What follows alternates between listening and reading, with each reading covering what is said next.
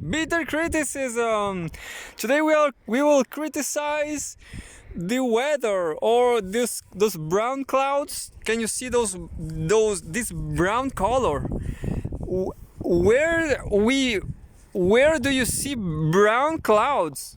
This is a fire, of course, the Chilean famous fire from 2024.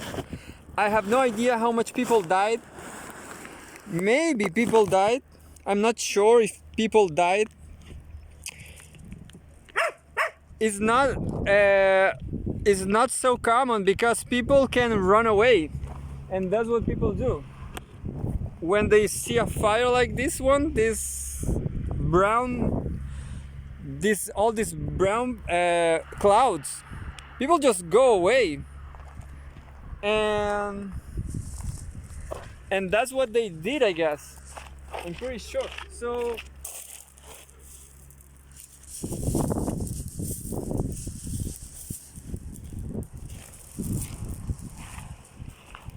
I'm pretty sure there was no dead, no wounded. Maybe not wounded, but you got it. Not this time, but I will see the news. I will see what happened. I guess there's no dead people this time. I'm just gonna read the usual things. Maybe one more from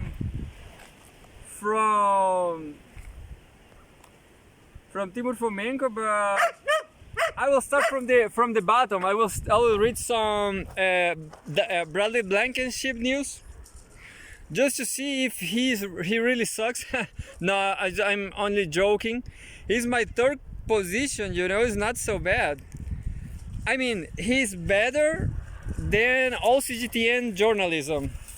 He's better than all Astana Times. What about that? If Astana Time want to hire, if Astana people, Kazakh people want to hire a good journalist, call Bradley Blankenship for sure. I guess we'll accept he will accept the quest.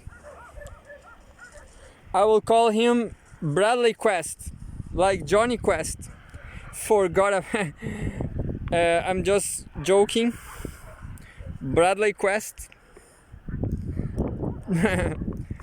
Well, I will try to find some Bradley Quest, Bradley Blankenship.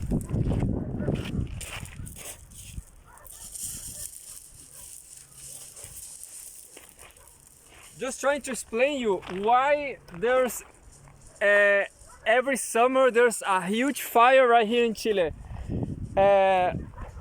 This we are in the same latitude as Melbourne, for example. So what means is here in the south hemisphere we have a lot of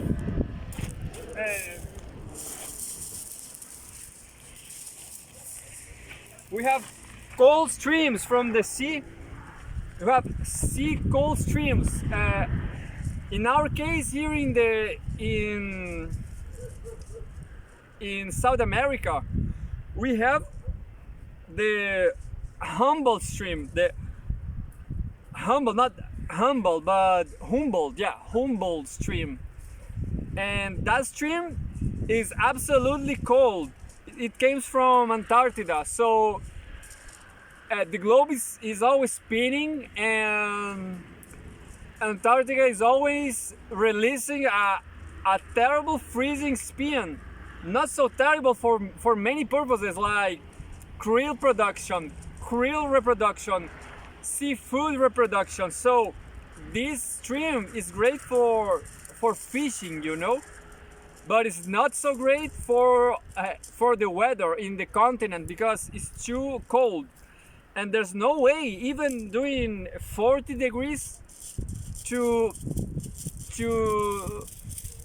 how to say it, to vap this water over there. The Pacific Ocean is cold as hell, and there's no way to to boil. To boil that water over there is impossible. It's impossible to boil that water.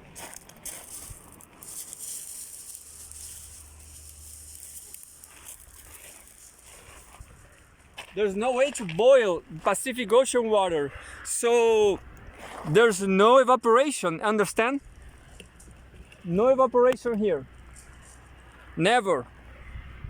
So all that water over there is cold, and that's it. So there's no evaporation, which means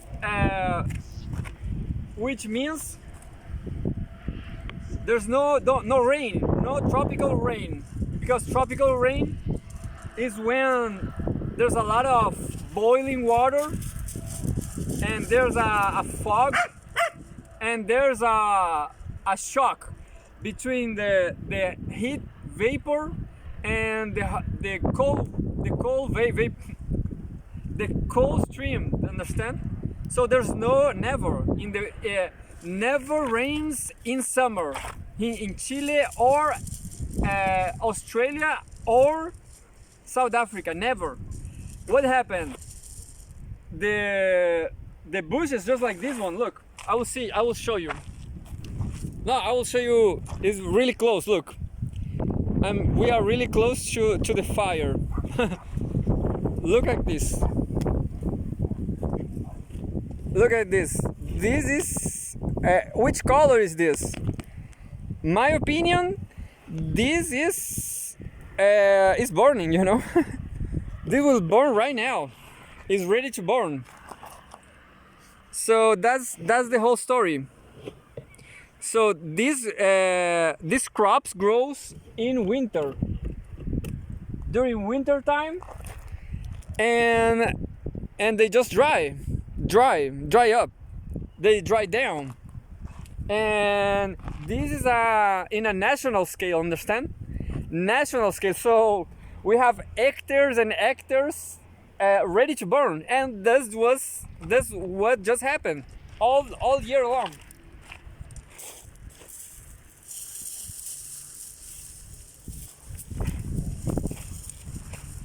Australia, same story in Australia. Namibia is not the same story because they are just desert, and well, that's a good solution against fire, just desert. And another solution is second-hand water, the water you use to wash your body, to wash your clothes on your to wash your clothes. I don't know if to make laundry, yeah. To laundry, that water is excellent just to protect your neighborhood. You know, you take this water, the urban water, and you can cultivate some walls, some vegetable walls, and that's, I guess, that will be the best solution because there's a lot of people losing their houses. Yeah, like the houses are burned too. But anyway, I'm done with that. Nobody's hearing me here. I don't care. I will read Bradley Blankenship. So, you know, there's a tower for rich people right there in the middle of the fires. But there's a lot of neighbors.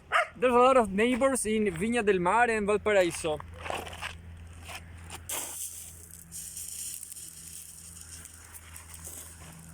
One neighbor among so many others.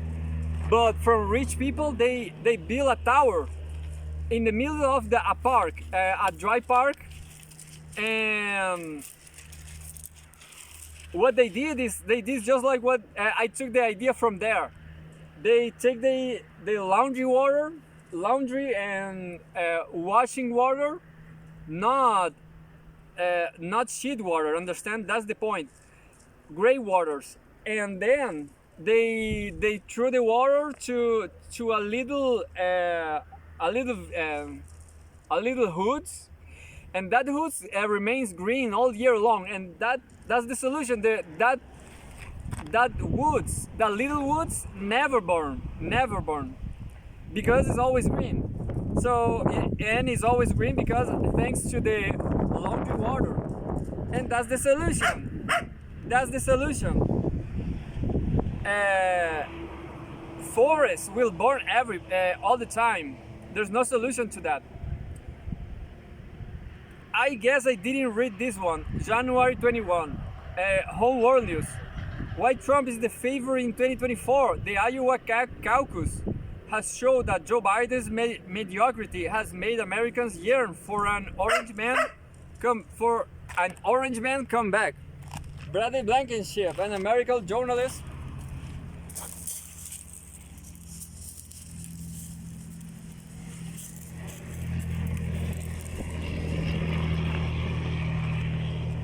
I guess I read this. I guess I did.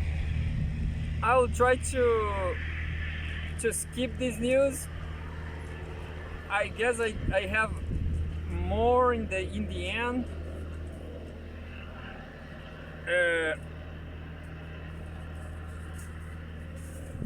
Yeah, I guess I don't have.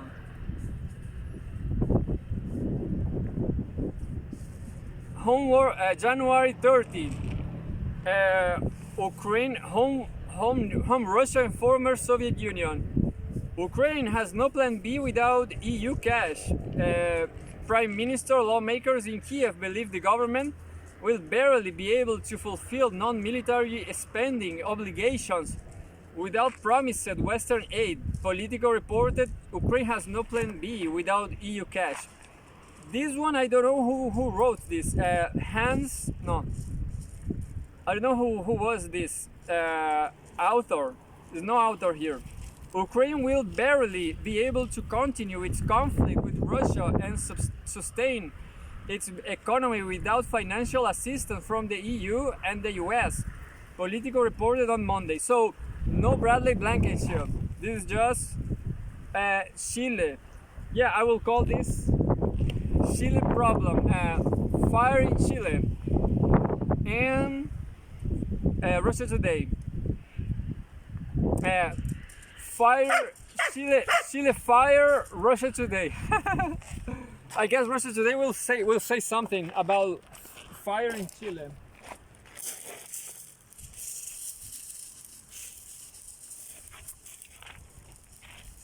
But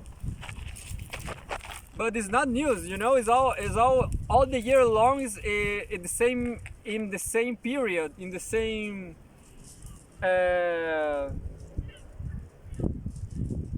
season, in summer, always happens.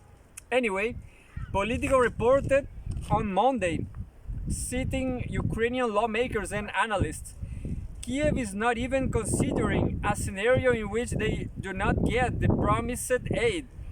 One prime minister admitted to the outlet, EU leaders will discuss using the bloc's collective budget to funnel 50 billion euros in aid to Kiev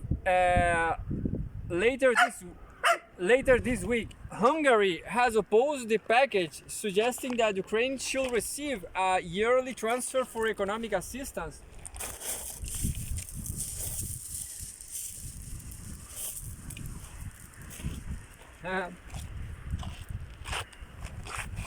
For economic assistance rather than a 4-year 50 billion commitment in one go.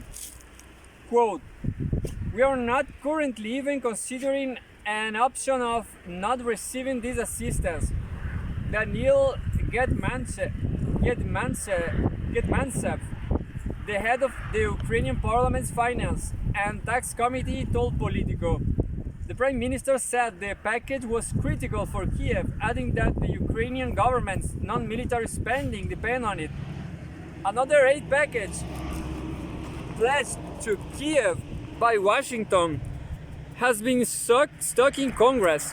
President Joe Biden requests $60 billion for Kiev. In October 2023, but GOP lawmakers have refused to greenlight the bill unless Biden agrees to revise the tighten the U.S. border control laws. Ukraine requests emergency funding, meeting Bloomberg. No, this is another news, I'm sorry. A report issued by the Ukrainian Finance Ministry last November said that the 2024 state budget adopted by the parliament had a deficit of 1.6 trillion hryvnias, 41. Can you see this wind?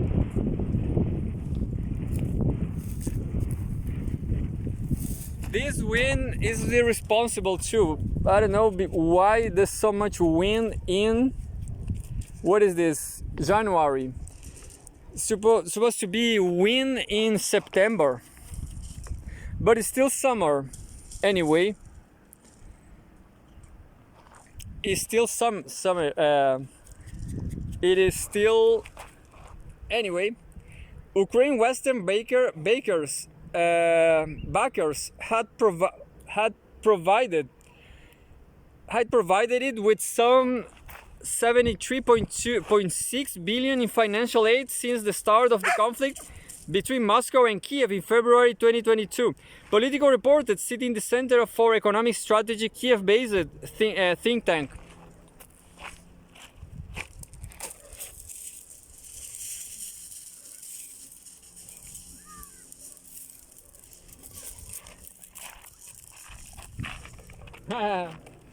Murs is so beautiful. Internal financial resources will not be enough for Kiev to meet its non-military spending commitments. Maria Repko, the head of the Center for Economic Strategy, told Politico. Oh, Tommy. ¿Qué pasó?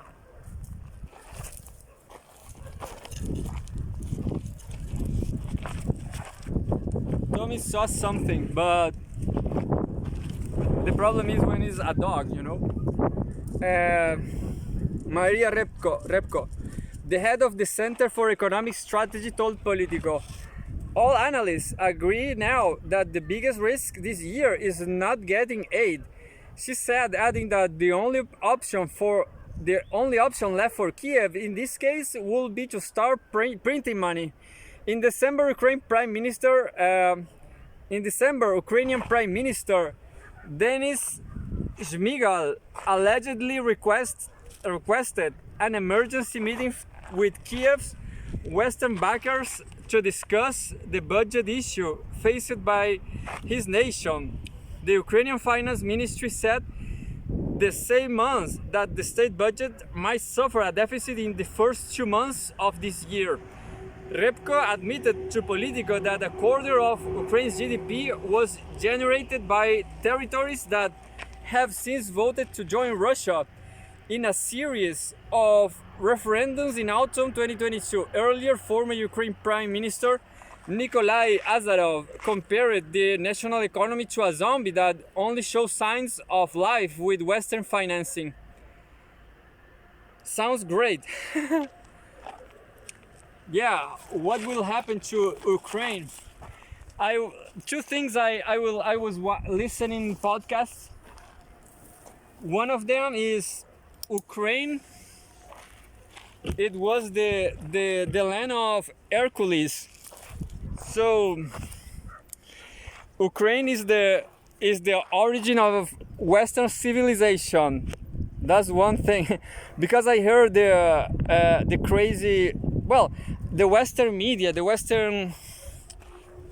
produce a lot of podcasts, and I listen them. And what else? Somebody said that there will be no continuation for Putin inside Ukraine, and those were the two crazy things I heard from Western media. And I'll try to read some, because who will be next Putin in power? Medvedev is just like Putin, but you know who will be great? The Prime Minister, I don't remember, or Maria Zakharova. If Russian society will not, I'm not wokeist, but I guess they are too male chauvinists and will not accept Maria Zakharova. Anyway, So I'm reading now the Pepe Escobar telegram. I forgot the prime minister's name. So can you see all that in the sun? All that is the fire, eucalyptus. And now let's see something from Pepe Escobar Telegram community. Pepe Escobar, the president versus the general. Seymour Hersh. Seymour Hersh .substack.com. A lot of debate in this report by SC. This is mostly what his deep state resources want him to print, not necessarily what's really happening. Too many approximations, and the sources seems to be completely ignorant on all matters in Russia. I didn't got it, but I can see the video now. A little earlier, at the South Lebanon-Israel border, the facts. The border is that their road in the middle of the peak. I cannot see the peak. High-tech agriculture on the Israeli side reached occupied Palestine, as referred to in South Lebanon. Settlers are mostly Turkish Jews. Agricultural products are sold to Qatar and the Emirates. Nothing is allowed to grow on the Lebanese side. Any attempt is met with the land set on fire. What? Is that a song? Land on fire.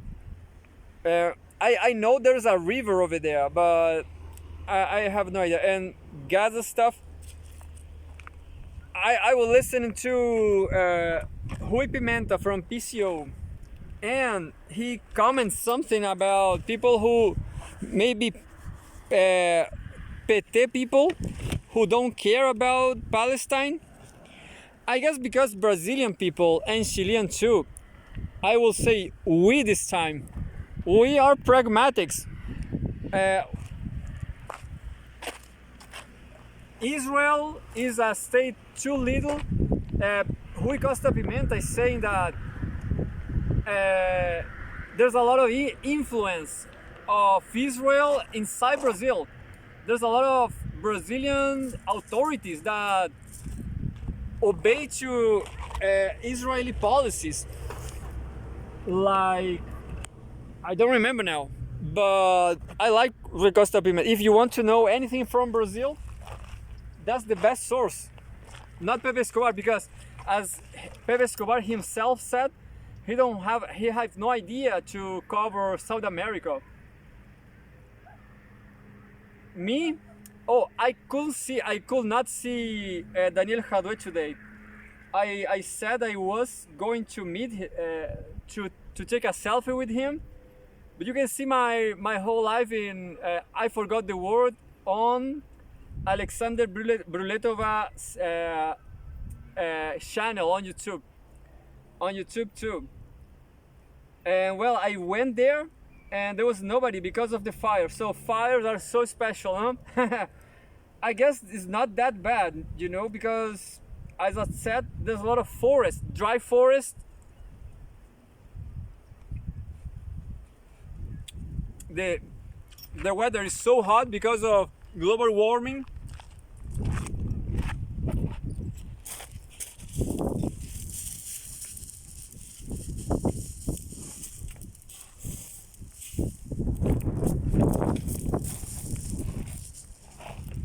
And there's wind too. There's so much wind that it got cold.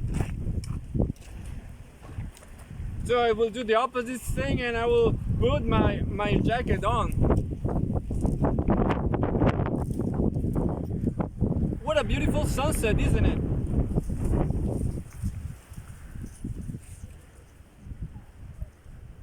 And that's it. We have no news from Rui Costa Pimenta says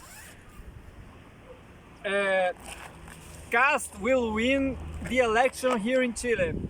The question is, nobody's expecting nothing more from Boric. Brazilian,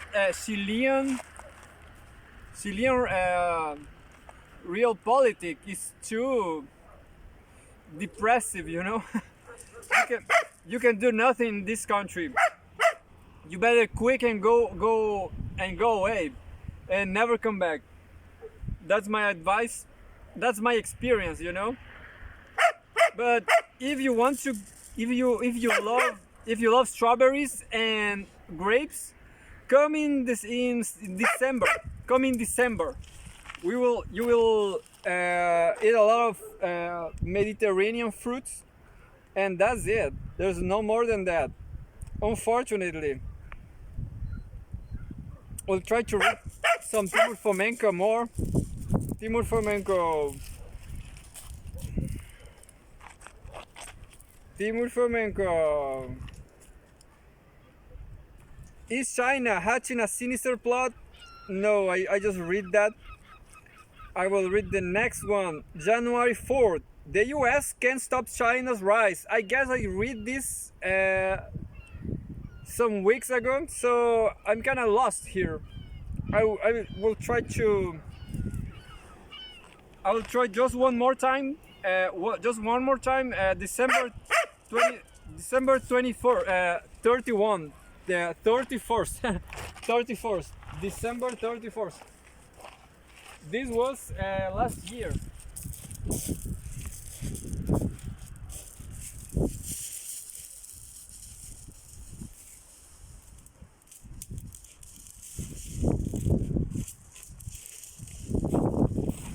And that was Luna, my sportist. Well, this is from the last year of the last day of the former year of the last year. Home World News, 2023 December, the last year at the last day. Will 2023 be known as the last year of global US hegemony? I guess I read this too.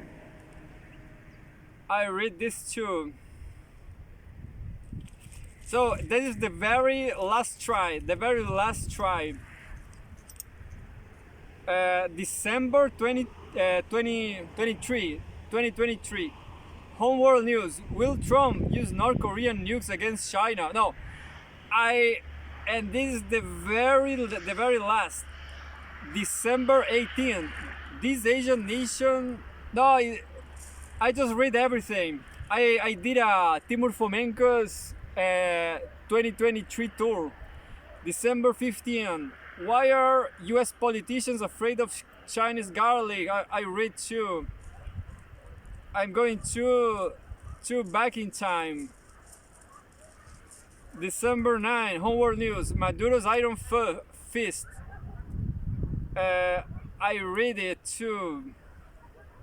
November 29, Home World News, this simple move by China could demolish the EU's aggressive agenda. I read it too. Yeah, I did my homework. And I remember everything. November 24. I'm not a junkie. I never was a junkie, but it's like I can remember things. So it's like I am rehab. I am rehab now. November 24. Home World News. Why China's repressed Muslims have been suddenly dragged back into the light. Oh, I guess I didn't read that. Yeah. Finally, a news. Finally, we will read.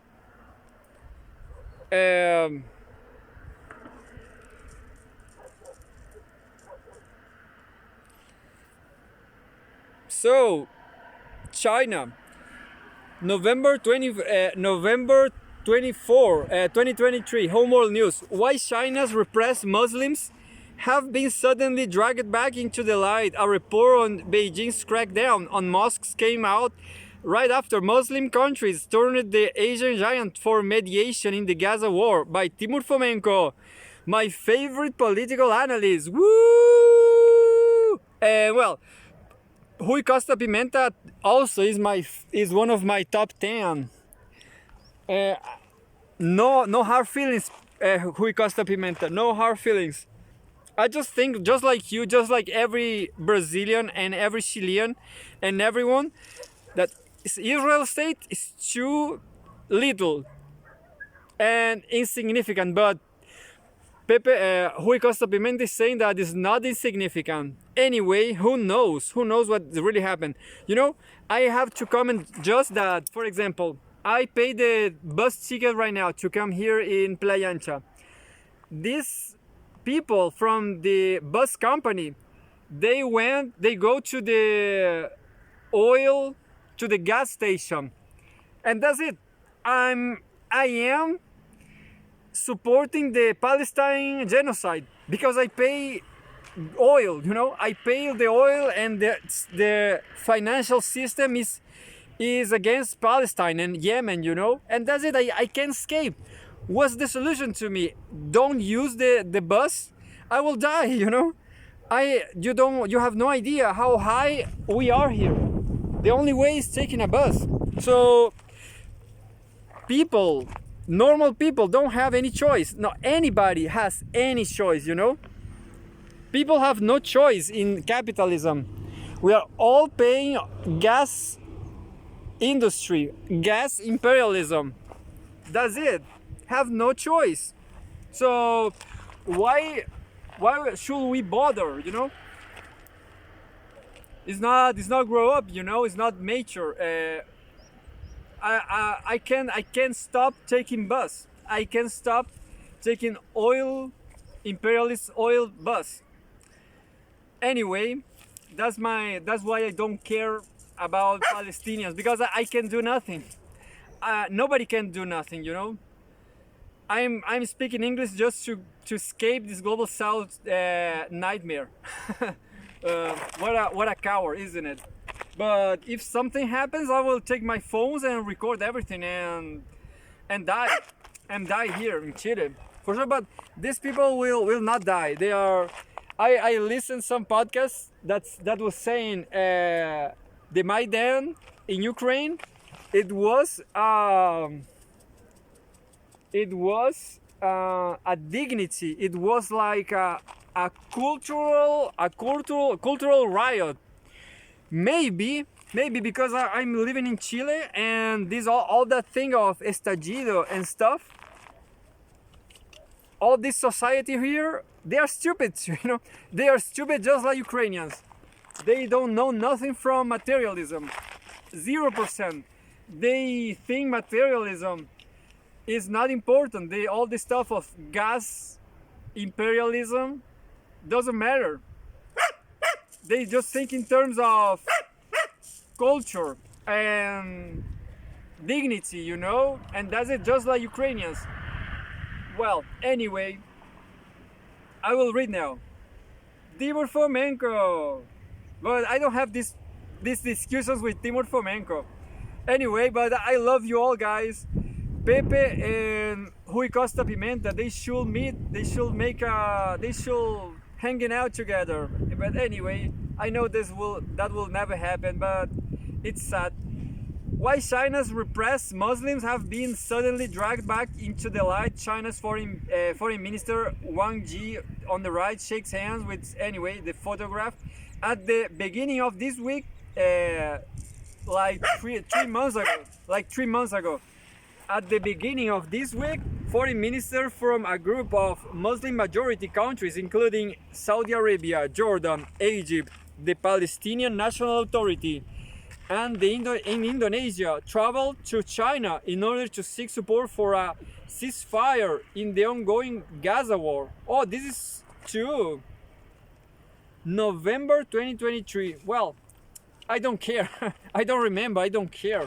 I care more about Russia, you know. This should be in 3 years and 3 weeks now. I'm just kidding. I don't know the exact dates neither. But it's impressive, isn't it? November 23. It will be war in Gaza. 3 months ago.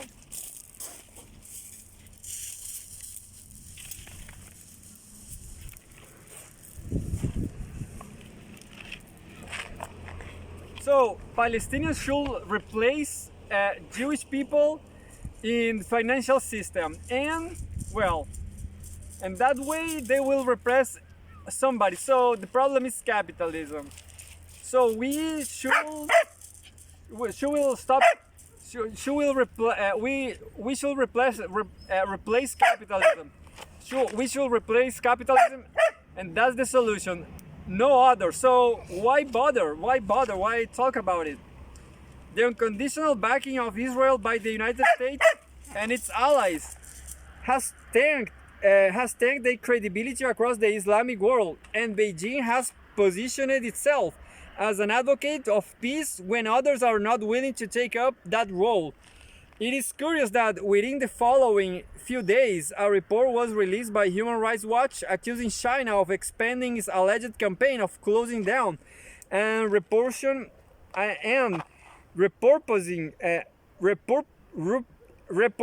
mosques into regions other than Xinjiang, which has so far been the focus of accusations that Beijing is cracking down on the predominantly Muslim Uyghur minority.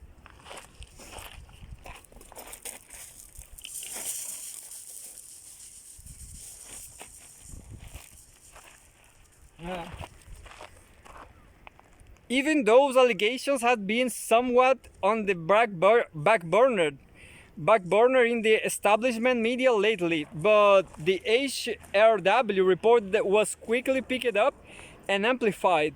Although relations between the US and China have somewhat calmed down, this is obvious that Washington does not want to see Beijing increase its influence in the Muslim world, as that will inevitably come at the expense of American clout.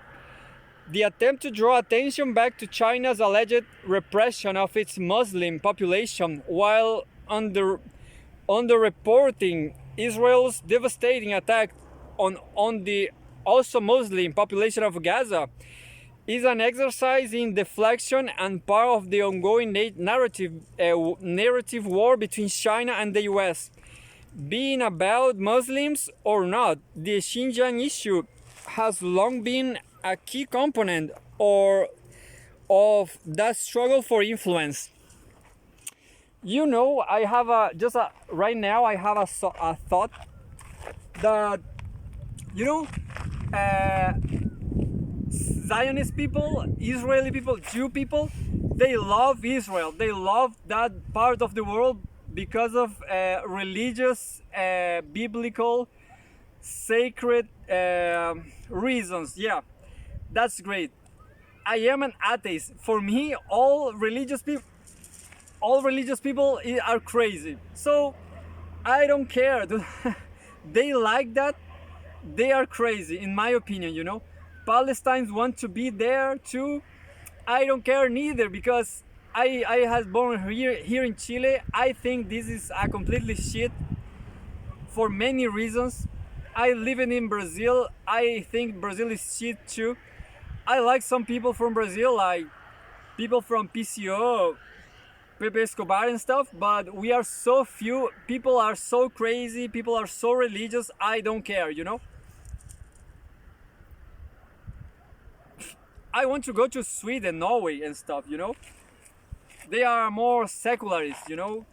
And that's it. People want to be crazy and religious. Go away, you know? I don't want to be with them. And that's it. I don't care about, for me anyway. It's not my I don't care about that.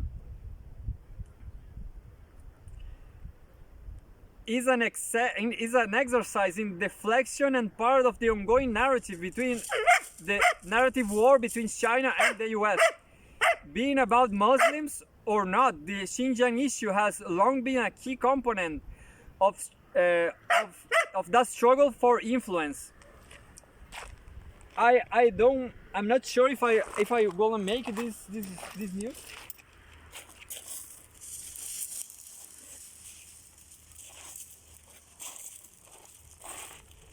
We have to run now. We have to run fast now, because I just have 8 minutes something. Only 8 minutes, 6 minutes, 70 minutes. The Uyghur minority has since 2018 been a tool of atrocity propaganda used to wage public relations offensives against China. It is a means to an end, which often disappears and resurface in the media, coinciding with the ebb and flow of anti-Beijing rhetoric coming from the US administration or the State Department. This includes using it to turn public opinion against Beijing in selected countries, including allies, or to manufacture consent for policies aimed at supply chain shifts or decoupling, to the accusation of forced labor, especially in the fields of key agricultural goods, polysilicon and solar panels, or to attempt to embarrass China diplomatically at the UN, or to push for boycotting events such as the Winter Olympics. US presidential candidate asks what Uyghur is. This is another news. Something Beijing's detractors claim is a genocide since late 2021. The Biden administration has largely ignored this issue, and it has fallen off the international agenda precisely because Washington had gotten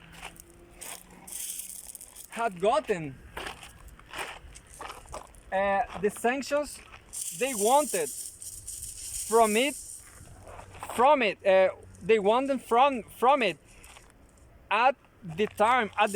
However, the Israel-Gaza conflict introduces a new dynamic whereby the US and its allies are dramatically losing face to and credibility among Muslim nations because they are backing Israel unconditionally in the wholesale slaughter of Palestinians. From a geopolitical point of view, such a policy pathway is actually strategically disastrous because it alienates the entire global south, serves as a beacon in projecting US hypocrisy, and worse still, directly empowers China as a competitor. I guess I'm not gonna make it. It's too long. Yeah, too long. Yeah, well, I guess I'm good. I guess I will keep reading I will keep reading Timur Fomenko just when he published. By now, goodbye 2023.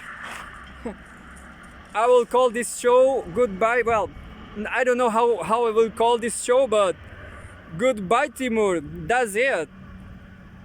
We read you. We love you. You are my you are our champion. You explain everything. And now we are gonna do yoga.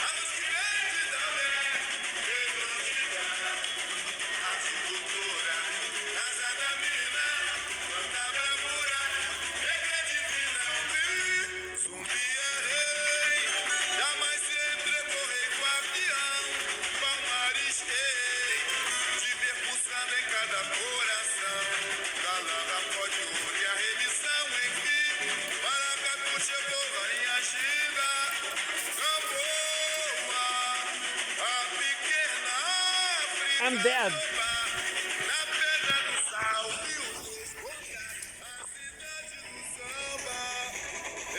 I'm dead. I'm done. I'm gonna no, no. I'm not gonna kill myself. I'm just gonna say that I don't want to be selected to the national soccer team anymore because I can't help them. I can play 90 minutes anymore. I have trochanteritis. What about that? I just deserve this to the enemies, to I don't know, capitalists. I hope they have trochanteritis. And who else? Yeah, just capitalism, dude. We try to survive in capitalism, and in order to survive, we can do nothing with Palestinians, Yemenis. We can do nothing.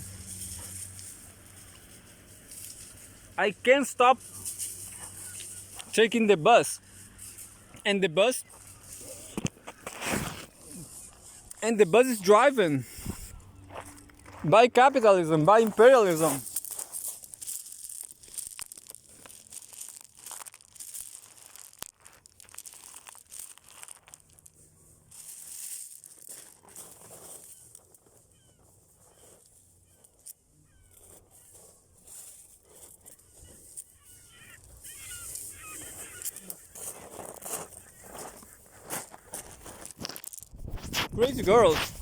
Crazy girls, and crazy fire.